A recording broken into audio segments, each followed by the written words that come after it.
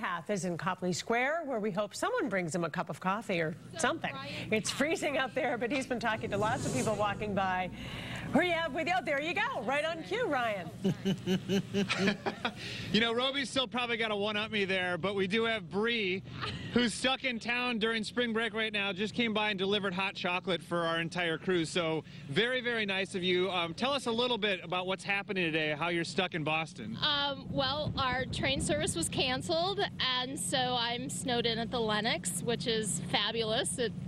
There's no better place to be snowed in, and they let me bring you hot chocolate. Now, rather than being snowed in, as we're in the midst of this blizzard, I've seen you go by like several times today. You are making the most of this. What's the outlook? Oh, this is awesome. This is better than going to the beach. Like, anybody can go to the beach. No one can go into the middle of a nor'easter and have fun in Boston. It's great. It's like the cleanest city ever. Like, they scoop the sidewalks constantly. I've never seen such a clean blizzard ever. Well, there you go. Working for the Chamber of Commerce right now for us. You are glass half full. I hope you have a great rest of your blizzard experience.